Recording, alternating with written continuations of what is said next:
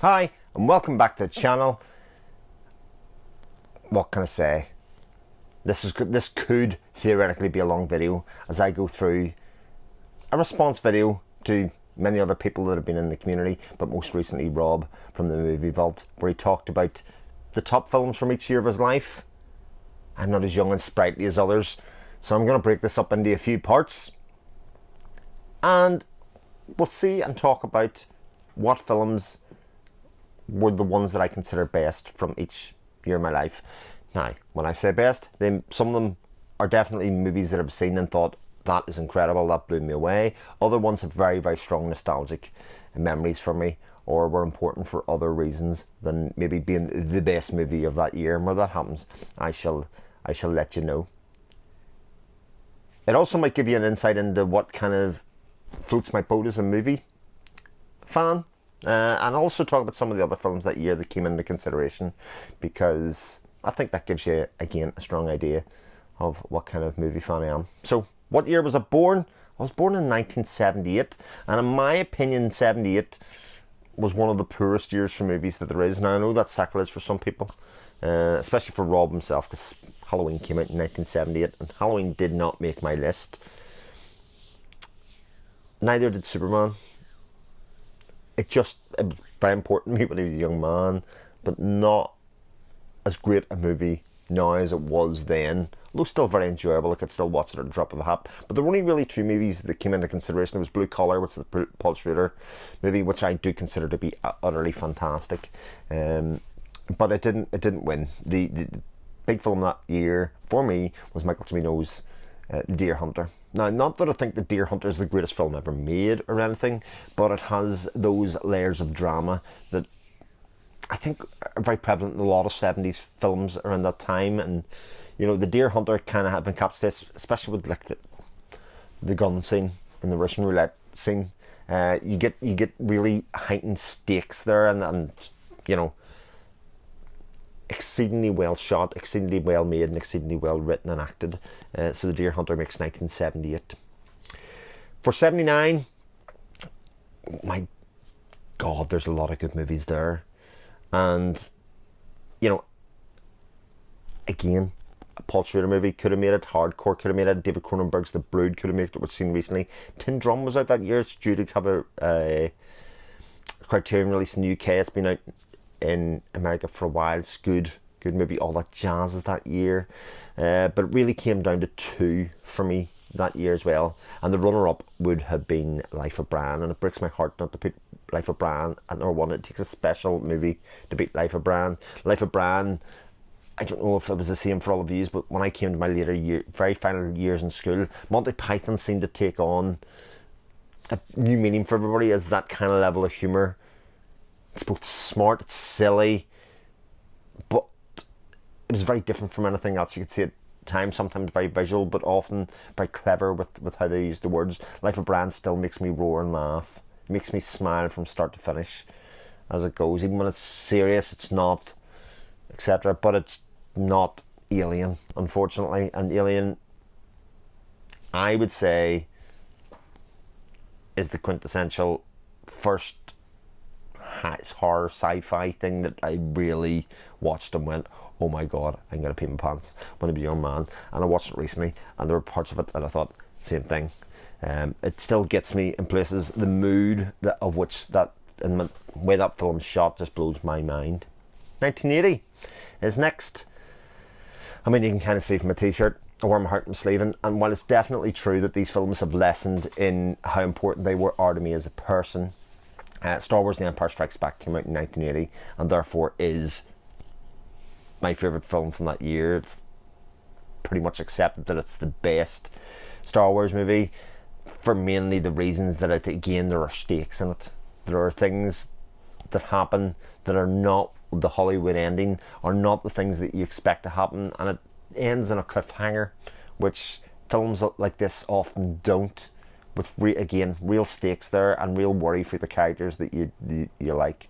Plus you have some amazing set pieces. You have that kind of what would be the Rocky montage scene where Luke grows and builds his power, so to speak, by Yoda. The Empire Strikes Back is a great movie. I don't think many people would dispute that. In the running as well, Raging Bull, yeah. Dress to Kill, yeah. I think I like Dress to Kill more than a lot of other people, but nothing could really touch Empire Strikes Back. 81. Only a couple of movies really in the mix here for that. And Raiders of the Lost Ark was that year. I've rewatched Raiders of the Lost Ark a lot since those days. Loved Raiders of the Lost Ark, still do love, but the formula they refined by the time they got to Last Crusade. Last Crusade, I think, is by far a better movie than Raiders of the Lost Ark, and up until maybe about 5-10 years ago, I would have thought otherwise. But Raiders of the Lost Ark was the template for which that was built on, and it is great fun. It is an adventure movie for a young boy. That was perfect. What we wanted was adventure movies, maybe more so than action movies, and so that didn't quite make it. But my favourite movie that year is a De Palma film, and it's Blowout with John Travolta and Nancy Allen. I think Blowout is brilliant, absolutely brilliant. It's everything that De Palma movies kind of stand for, which is that is smart, well shot, a clever conceit, and a good payoff at the end. So that was 81. 82, I mean, there's good movies out in 82. Missing was out in 82. Costa Gravas is Missing. I think it's great. Sidney Pollack's Tootsie, love Tootsie.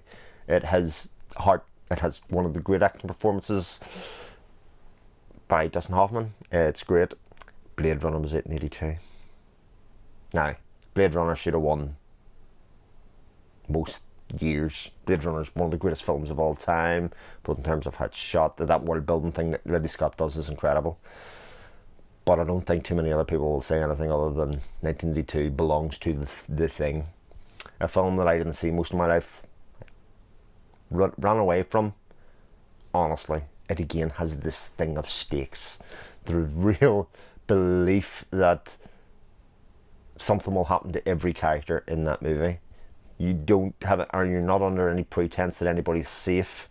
And then the practical effects, and it's Carpenter's masterpiece. I think just everybody will agree now. And again, one of those things that it's been said many times, it's unbelievable that it didn't receive an audience as it did back in the day. And all the other movies that were around that time, like E.T. E.T.'s a good movie, but I mean, again, no stakes. It's a bit fluffy for modern audiences, and certainly for me to watch again now. It's beautiful, but it's not the Thing. 83, a funny year, 83.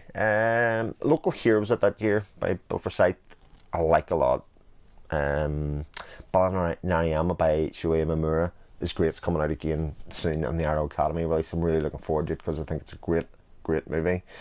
I also have reviewed Hao Shao Xuan's Boys from Fenghui that year, which again, love.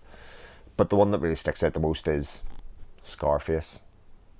I think you're spotting a pattern here in filmmakers. You start to see everything. I think Scarface, again, the Pacino effect that happened in the movies. I think if anybody other than Pacino had been Scarface, it would not have been as effective. But his force of performance and he's dynamite in the screen every time he's in. I mean, he's hard to watch. You can't really root for him. Kind of do. Brilliant performance. 84. 84 should have been a nostalgia year. It has the original Terminator, the first movie that actually made me afraid to watch movies when I seen it as a very, very young man. Blood Simple's out that year by the Coen Brothers. I went through a major Coen Brothers patch. It's one of my absolute favourites. Beverly Hills Cop's out that year. Love Beverly Hills Cop. Loved Eddie Murphy for most of the 80s and 90s as it goes. And Ghostbusters was out that year. It's hard to believe Ghostbusters didn't win that year for me. But Paris, Texas came out that year. And if you'd have asked me that anything would have, or if you'd have told me that anything would have beat Ghostbusters, I would have called you a liar. And it would have taken a very special movie, especially one to deep root in. But Paris, Texas is pretty special. It's hard for me to think of 10 films that I've seen that are better than Paris, Texas, and what Paris, Texas does. Just phenomenal. And then 85. And 85 is some great movies. A lot of people picked Back to the Future. You definitely could have picked Back to the Future. Definitely could have. Ran was out that year. Ran, seen recently. Amazing.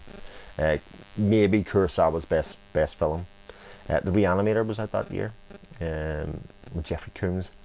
Really good fun. Really like it. Haven't released up there. Kind of saying the name out loud makes me want to go and watch it again. It's great. And Desert Hearts came out that year. I've done a teach, and I've done a separate video on the channel about Desert Hearts, how much I really enjoy that movie. But The Goonies came out that year, and if you want to talk about any movie that encapsulates the 80s and what it was like to be a young boy, and again that sense of adventure that I was talking about with Indiana Jones, The Goonies was it.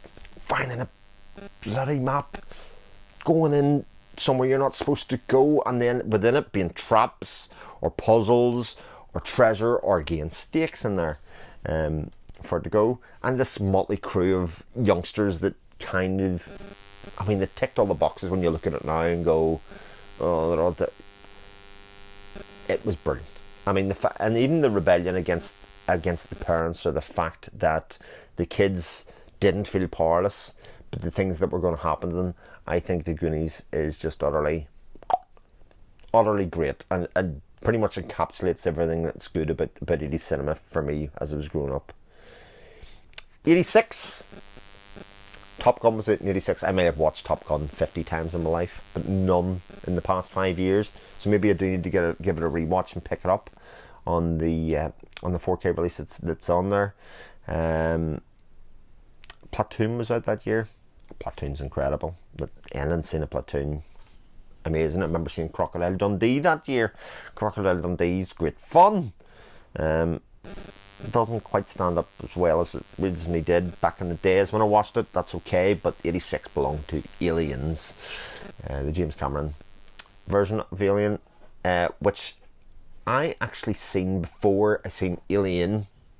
So to my mind, for many years, Aliens was it. It was the bee's knees.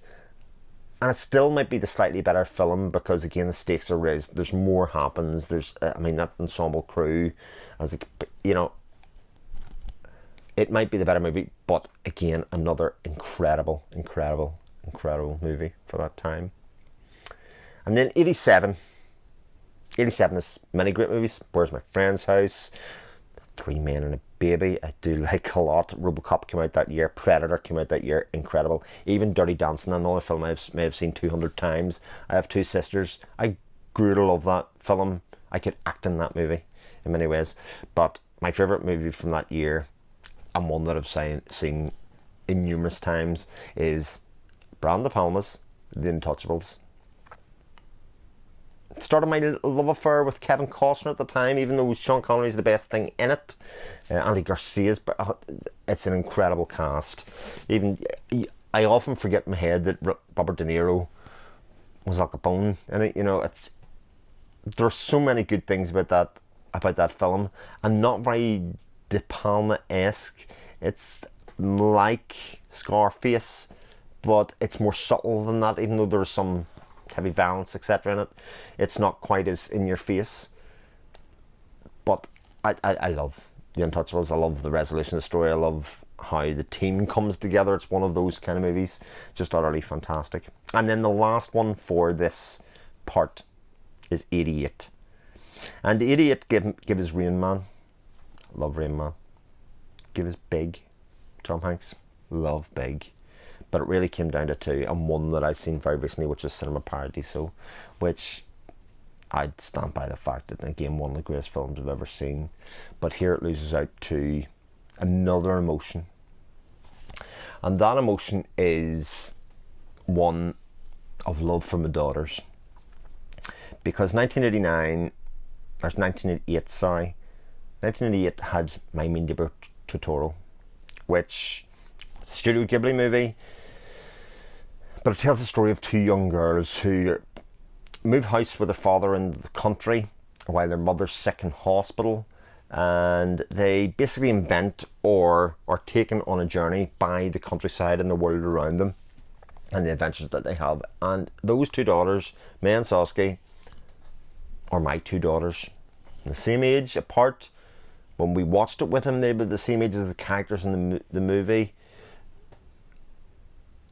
And when I first seen it with my wife, they were just babies at the time, very much babies. And you kind of hope that they would be as close as the two characters were in the movie. And subsequently, you know, that's what you hope for as a parent.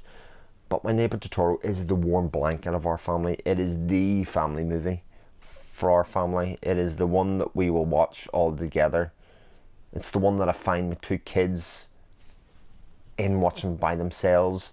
It is that movie for our family, and it is just unadulterated joy to watch and be part of. I absolutely love it. And that brings me to the end of my first part of the run through. Thanks very much for watching. Any of those films jump out for you? Any of them have their own movie? Are you horrified that I didn't pick Back to the Future? Are you horrified that I didn't pick Raiders of the Lost Ark? Are you horrified that I didn't pick Halloween Evening 78? Let me know down in the comments, and I'll speak to you all again soon. Thank you so much for watching. Speak to you then. Bye.